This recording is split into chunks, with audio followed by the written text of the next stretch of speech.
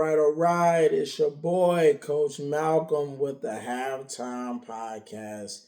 As always, to the podcast community and family, peace, blessings, and prosperity to you always. First and foremost, I hope you guys have been enjoying yourselves. I hope the weather is slowly trying to break here in Chicago, so I hope the days where it's warm, you're able to get outside and enjoy the sunshine.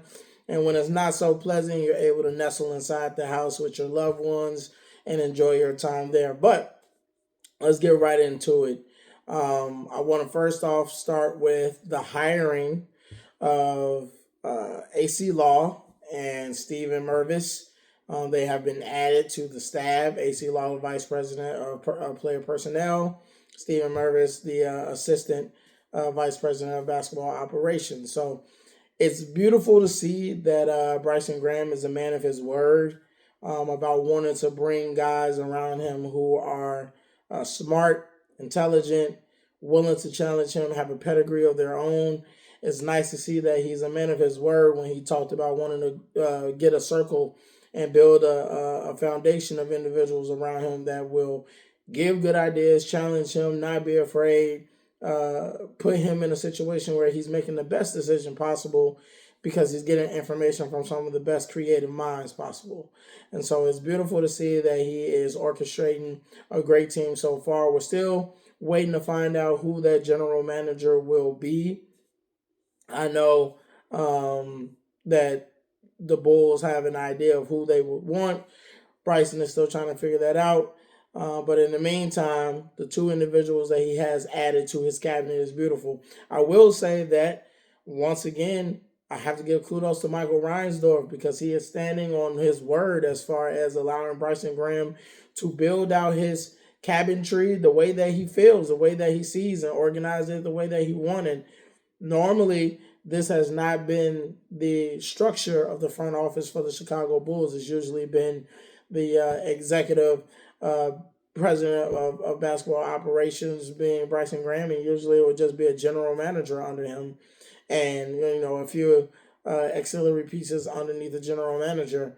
And that's usually been the structure for the Bulls front office. But it seems as though Michael Reinsdorf saying that Bryson will have all the resources and all the ability to build out a modern day version of basketball front offices that allows him to have multiple different departments, silos, multiple people underneath him that are responsible for different aspects of operations while he oversees. It's a beautiful thing that it looks like it's actually happening that is actually coming into fruition, and that it wasn't just lip service on the behalf of Michael Reinsdorf. And that, again, that makes me really happy. It's really refreshing to see Michael step into this role of being the front runner and the part of ownership that is really guiding and being on the forefront of trying to change the narrative around the Chicago Bulls of being rigid, being archaic, being cheap. And it's really refreshing to see that he's not, in a sense, following in the footsteps of his daddy. I'm sure he has high regard, as many people have high regard for Jerry Reinsdorf, but it's nice to see that Michael is operating within himself and showcasing his identity of being his own man, now being the forefront owner. I won't say the forefront owner, but the forefront operating owner of the Chicago Bulls, because his dad is obviously just playing the background right now. And so it's beautiful to see that Michael is putting his stamp on how he wants his legacy as being the guy really stepping into that role of managing the ownership part of things. It's really good to see how he's stamping his identity on how he wants the Bulls to be, how he wants them to look, how he wants them to operate, and the willingness that he's going to provide when it comes down to the financial aspect of things, because really, honestly, that's what ownership is all about. Their primary focus and primary objective is to fund. And a lot of the times there has been a long history of frustration between Bulls fans and the Reinsdorf family regarding their willingness to spend. Now, the narrative is a little murky because they are willing to spend. It's not like they just have been completely indifferent or completely resistant to spending money. They just don't do it so often. And Michael, even in his statement when he introduced Bryson Graham and talked about how Bryson would have carte blanche to do the things that he wanted, Michael mentioned that when it came down to spending, he would spend, but it would have to be on a team that has a realistic chance of being a championship contender. And I think that's always been the caveat for the Reinsdorf and their willingness to spend. It's like, we're not just going to give money and go into the luxury tax for teams that we don't think has the actual ability to give us an ROI. And a championship is an ROI, because the more championships you win, the popularity grows, the jersey sales grows, players get endorsements and contracts, and different things start to flow once the winning starts to occur. And that's just the bottom line. You win, more things come your way, you make more money, more opportunities, fans buy into you more, you get to expand even greater globally. That's what comes with winning. So I understand Michael's point as a businessman of saying, like, we will pay, we will spend, but it has to be on a team that we kind of know for sure has a real chance of being a championship team. And you got to respect that. As a fan, hearing him say that, although it's a little murky on the air because you feel like you've heard this before, lip service once again, and blah, blah, blah, but you respect it in the sense of seeing the different approaches that Michael is taking. And through the different approaches that he's taken, through the fact that he's given Bryson carte blanche and allowing him to build the front office and sticking to his words of what he's been saying, it feels like a true difference and a breath of fresh air that Michael is actually going to do the things that we as fans have been kind of begging for. Open it up, being flexible, allowing guys to come in and put their thumbprint on the team and stand out of the way as ownership, and allowing the people that you hire to make basketball decisions. And when they come to you for the money, make sure it clears. So it looks like that's going to be how Michael operates, and I'm happy about that. But once again, AC Law, Vice President of Player Personnel, and Stephen Mervis, Assistant Vice President of Basketball Operations. Those are the guys that are now a part of Bryson's cabinet. I'll be, interested to see who finally becomes the GM. And obviously we know that the head coach search is something that still is on the horizon and something that Bryson still has to get done. But I believe that he wants to get his cabinet first, so that way they can participate and identify and lock in right now on figuring out who they're going to get in the draft and all of that stuff before they, really lock in on the head coach. But maybe I could be wrong. Maybe he might want to get that head coach in, get the cabinet finished, get the head coach, and maybe within this week we'll find that out, or next week rather, we'll find out, who might be potentially head coaching, who are the head coach candidates that Bryson is looking at, and maybe that'll be something that we find out next week sometime. But as of now, 2 additions have been made.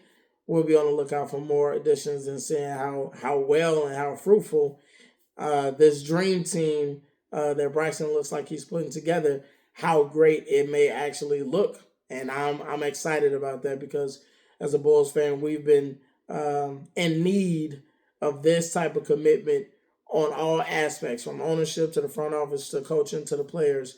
We've been in need of this type of commitment to excellence for a long time, especially with the way that we've been dedicated to watching Bulls games and spending money on tickets and jerseys.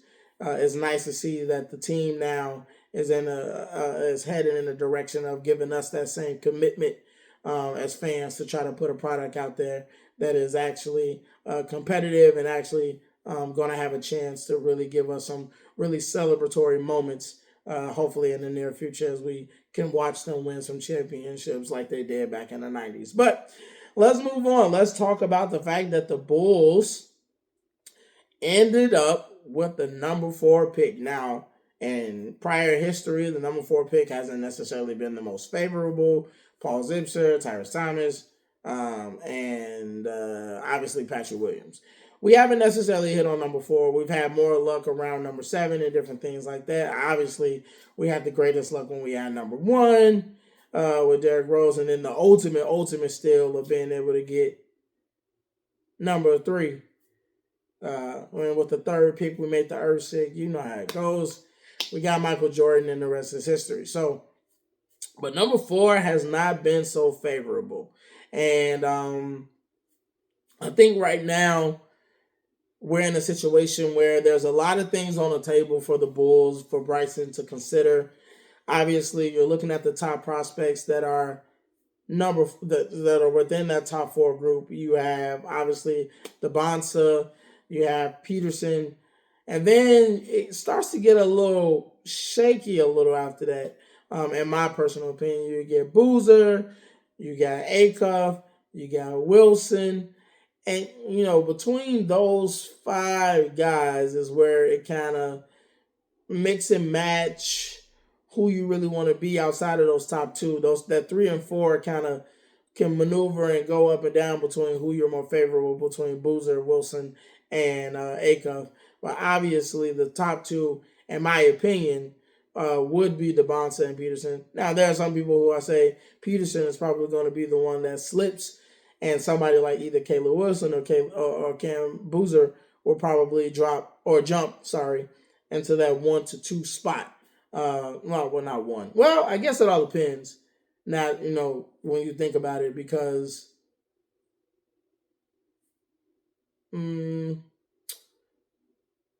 Memphis, number 2, and the Wizards, number 1,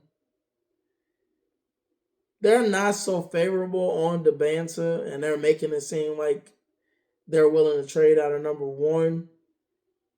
And we'll talk about that in a second. And that's why number 1 is not necessarily a shoe-in for Dybantsa, but if it was me, it would be a shoe-in for Dybantsa. But based upon the Wizards saying that they're willing to trade out of their number 1 spot, I guess the assumption is whoever moves up to number 1 would obviously pick Dybantsa. So maybe Dybantsa will still be number 1. But nevertheless, right now, Boozer has a chance to go number 2. And Caleb Wilson is kind of moving up the ranks a little bit. I'm not sure he'll go 2, but there's an opportunity for him there as well. But at number 4, it seems like the Bulls themselves will have a chance at either Acuff, Boozer, or Wilson. Potentially Peterson, depending on how teams feel about him and what happened at Kansas and the feelings that he is not a true leader, that he is not somebody that you can depend on, that he is somebody that will quit. And those type of things do not go over well with franchises that are trying to hand you the keys to the kingdom. Just that simple. These are franchises that are looking for that guy, and if there's questions about your willingness to step up and be a leader, if there's questions about your willingness to play the game at all times, if there's questions about your heart and love for the game, it doesn't really go over well for teams who are in the lottery in that top 4. That doesn't go over well for them trying to draft a guy that they believe is going to be the cornerstone foundational piece for their future and for their franchise going forward. So that's the only reason why I think Peterson has a chance to slip and fall. And if he does, I'm sure he won't fall no further than 5 if he was to fall. But I will say if he goes past 5, there could be a chance that he could be a free fall situation because a lot of teams will be alarmed by that. And then they will think, well, if all these other teams pass up on him, maybe we should too. And I think that is probably the fear of the Peterson camp. That could be their worst fear is that a situation like that could happen if all the top teams 1 through 4 decide to pass up on him if he's available and he's there and they all decide to pass and he gets past 5. There's a serious question as to why did all these teams pass him up, and it can't be because of his talent. It would have to be because of something else. And I think that's a very that would be the thing that would trigger a lot of other franchises and organizations to kind of be like, I don't know if all these other teams pass, maybe we should pass too. So that would be the most interesting thing about us being at number 4, who will actually have available to choose from, and will we go the safe route The safe route to me will obviously be Boozer if he's there at 4. Some people are saying that the riskier route and probably the route with the highest ceiling is to grab somebody like Caleb Wilson if he's there at 4. People are comparing Caleb Wilson to a young KG. And I mean, I love Kevin Garnett. He was a great player and a cornerstone player for the Minnesota Timberwolves, but I wouldn't necessarily consider Kevin Garnett a transcendent basketball player. I think he's obviously top 75, but he's amongst those top 75 that didn't have exactly everything it took to take a team to the mountaintop. And there's plenty of guys in that top 75 who don't have rings, but they're still great and phenomenal players. And so I think if the ceiling is KG for Caleb Wilson, then yeah, that's a great addition, great player. But when you're thinking about the top 4 pick, somebody in there, you're looking for a guy that's really going to change the fortunes of your franchise and be a player that can get you to the mountain and hopefully get you over the mountaintop and get you there to the point where you can actually be a championship team. But that guy has to at least be the guy that can get you up that mountain. And if you're banking on somebody to be KG, that's not necessarily correlating to a guy that can get you where you're trying to go. And so that's my only, I won't say pushback, but that's my only, I guess, concern with the consideration of the Bulls being content with being at number 4, and hopefully they don't. But that leads me to exactly where I want to go regarding what I think personally the Bulls should be doing now that they know that they have the number 4 pick and the number 15 pick. And that is trade the number 4 and the number 15 and potentially a rotational player on your roster that you still have, like a Jalen Smith or anybody like that, to the Washington Wizards for that number 1 pick to draft AJ Dybantsa. Because personally, in my opinion, it's Dybantsa or bust in this draft. This draft has been hyped, like all drafts, it's been hyped as if a lot of these players outside of Dybantsa has the ability to change the fortunes and are transcendent talents and blah, blah, blah. I'm not buying it and I don't believe it.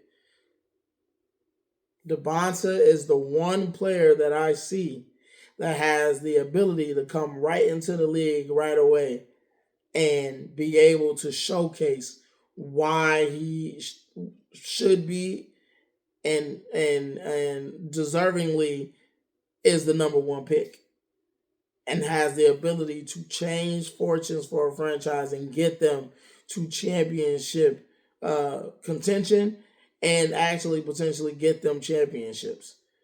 He's the one player that I see that has it all. The kid is 6'9".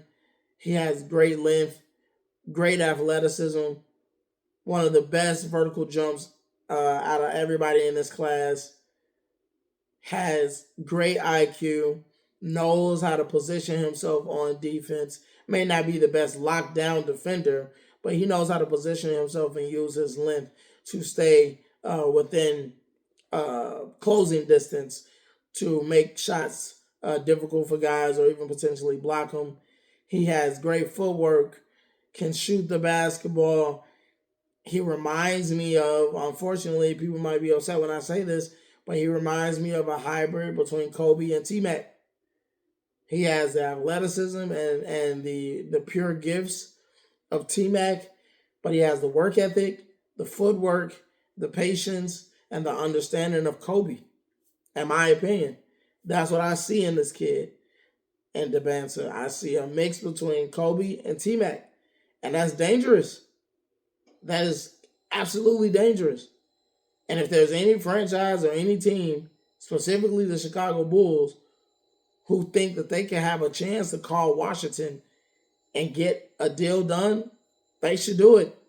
They should do it because outside of him, nobody else is going to change the fortunes of franchises to the point that they are the piece that you build around. I don't think any of these other players in this draft are the foundational pieces you build around. They are pieces you can build with. Absolutely. But build around, no. There's only one player to me in this draft that you build around, and that's Dybantsa. He's the only one that has that capability to be built around. So if I'm the Bulls, I trade the number 4 pick, the number 15 pick, and if it requires a rotational player, then cool. I think the beautiful thing about this is Bryson just got done creating relationships with the Washington Wizards front office by trading Trae Young there. So I think it bodes well for the Chicago Bulls that with Bryson Graham in-house running things and the relationship that he just recently fostered with the Washington Wizards front office, if they are indeed willing to trade that number 1 pick, I think Bryson could have the end and a little bit of some business leverage of saying like, hey, we just got done making a great deal. Trae Young is in-house due to the deal that we made and the deal that I set up. What will it take, wink, wink, for me to get this number 1 pick after we did business for Trae? Can we do a little business to help me out, And I think that could be the cachet that Bryson can use. That can be the card that he can use because, to be honest, Washington was never going to get a star like Trae Young. Nobody in free agency is signing up to go to the Washington Wizards. So the only way they're going to get stars based upon the fact that they're such a mundane franchise is through trade. So since Bradley Beal and John Wall, Trae Young is the biggest thing smoking in Washington and D.C. outside of what's going on with the Commanders. But yeah, Trae Young is the biggest superstar that the Washington Wizards were ever going to get because, like I said, nobody was going to be there. Nobody's going to go there in free agency. So the fact that Bryson, just handed them a superstar, let's have a conversation. Let's talk. And I'm hoping Bryson has that relationship intact and that he can reach out to the Washington Wizards and get that deal done. But that's not where I stop. After you secure that first overall pick by trading for 15, and if you have to, a rotational player, trade Josh Giddey. And the reason why you trade Josh Giddey, because now he has value built in him in two ways. One, he has a contract that is pretty much fairly decent and favorable and salary friendly, and it has years on it, so a team has him as a controlled asset. Two, he's young and he has shown signs of being able to play pretty well at the point guard position. The thing about Josh Giddey, though, is that he needs to have a team that is already operated and orchestrated to fit him, cover his weaknesses, and in a sense is built around him. I personally don't believe that Josh Giddey is a foundational transformational player that you can build around. He's a player that you build with. But if there's a team that feels like he fills the void because they have everything already in place, somebody like the Houston Rockets, somebody like the Dallas Mavericks, somebody like the Sacramento Kings, teams that feel like they have enough pieces, they're just missing that quintessential point guard, that's where you trade Josh Giddey and you get a pick back. So after you trade the 4 and 15 to get that number 1, you trade Giddey to a team that's still within that lottery area to get a pick back to secure an opportunity to still get 2 lottery picks. You get Dybantsa, and then you still find yourself somewhere between 7 and 13, somewhere within that range after trading Josh Giddey to still come up on another player that you would have liked when you had 15. Now you're up a little bit more, and you can still get that player that you still wanted. That's where I would go. I will be hot off the press once we get the number 1 to move Josh Giddey. That would be the second order of business. And it's like I said, it's because he's not a player that you should be building around. And I know Bulls fans probably will be upset because a lot of them have fell in love with Josh Giddey over this past season, and rightfully so. But he's not the player you build around. You're not going to win championships if you're building a team around Josh Giddey, because that would make Josh Giddey your main superstar player that's trying to carry you to a championship. And that's not going to happen. He's not that good. He's not. He's not that good. He's not.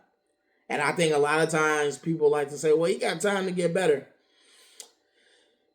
It's very easy to see the guys who have it from day one. It didn't take Anthony Edwards too long to show us that he got it.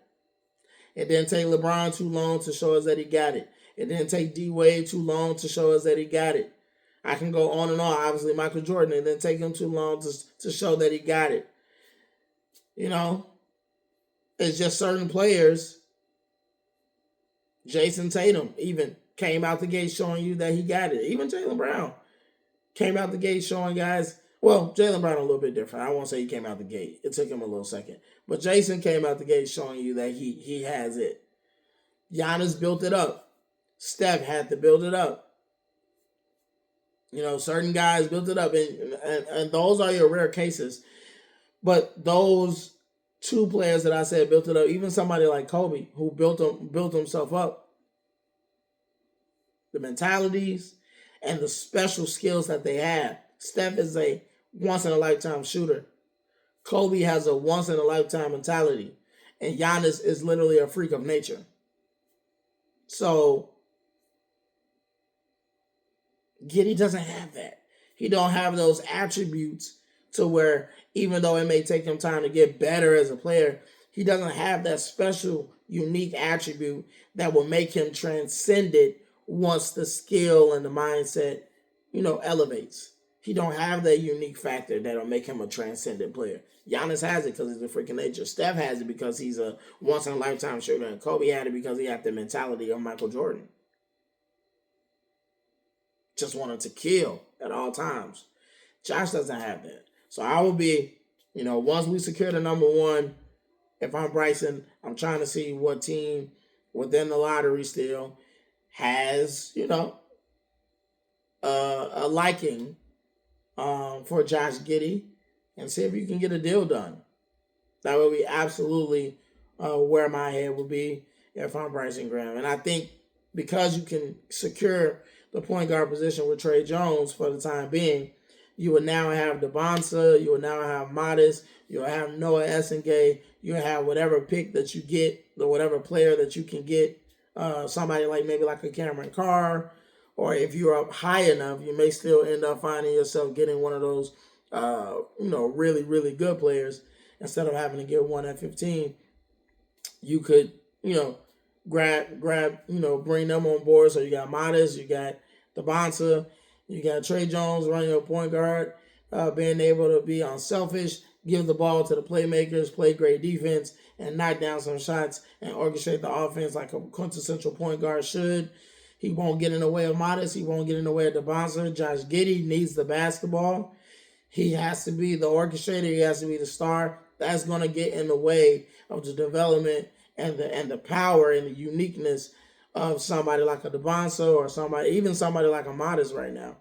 Because Modest is not necessarily being able to showcase everything that he can do because he's in a system, or was in a system, that was relying on Josh Giddey setting things up, and Modest was pretty much a lot of times subjected to being a spot-up shooter, except in those rare occasions where he could take it one-on-one and kind of showcase what he can do when he has the ball in his hands. But I would much rather see a team where if you get a Dybantsa, you get a Modest Buzelis, you have your wings there. Now you got a point guard that will give the ball to either of those guys, let them go to work, and he can play off of them. That'd be awesome.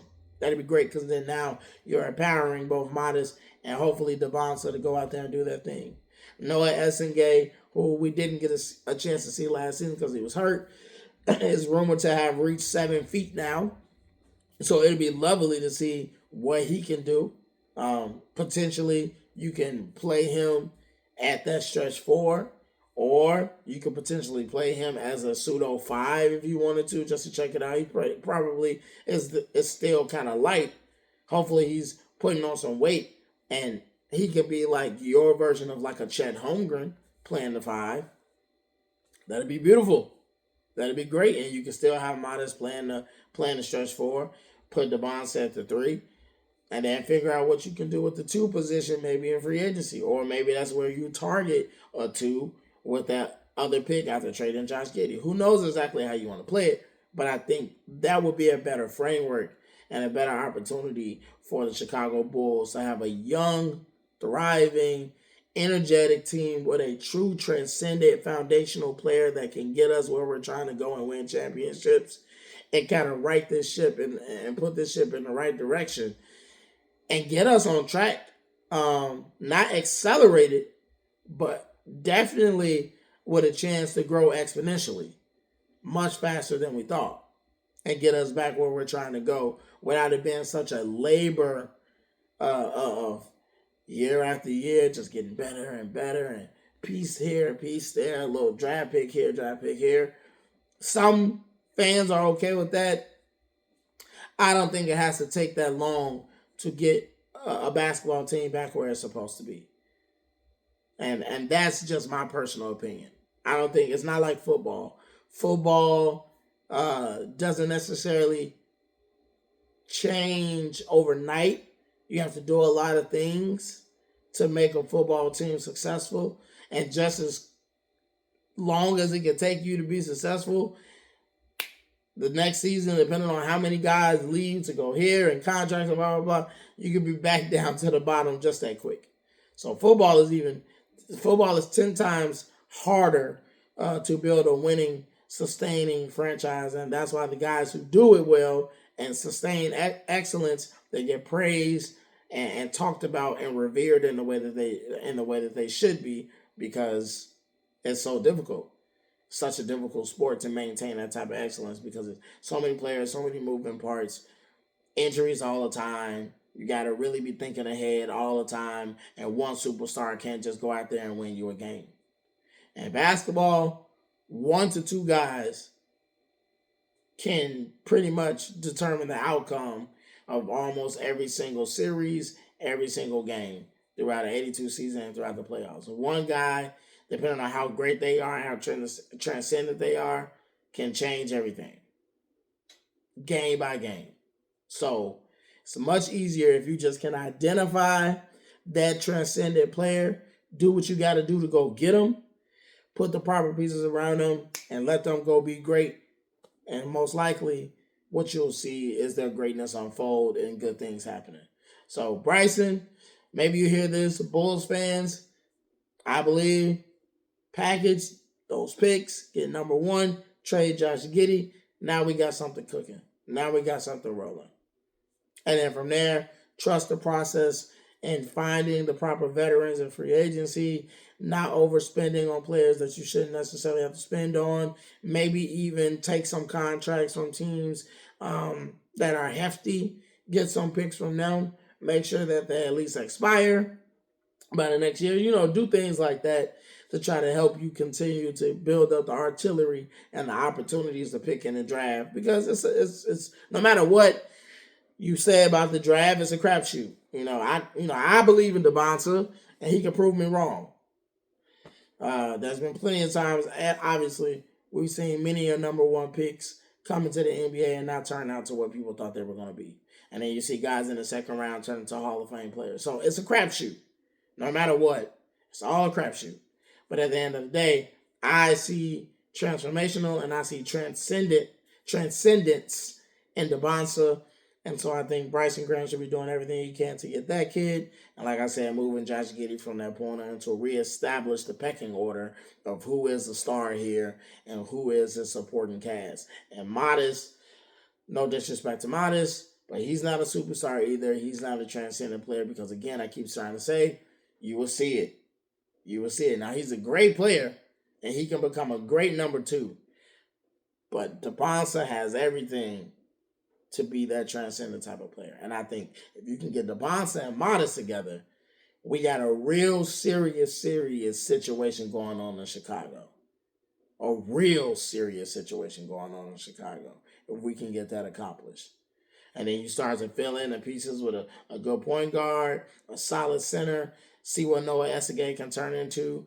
Whatever draft pick you get from trading Josh Giddey this year, that guy coming in, I think you start to turn the wheels on this thing a little bit faster than people may have anticipated. But those are my thoughts on the Bulls hires, what the number 4 pick and how it looks and what potentially could be there, and then also what I believe Bryson Graham should do. So if you agree, disagree, hate everything I said, like everything I said, regardless of the case, please comment in the comment section. Share with me your thoughts. I would love to hear from any and everybody about whether or not they believe it's a good idea, what they feel about the idea of trading Josh Giddey, and everything else in between. Do you like the hires of AC Law and Stephen Mervis?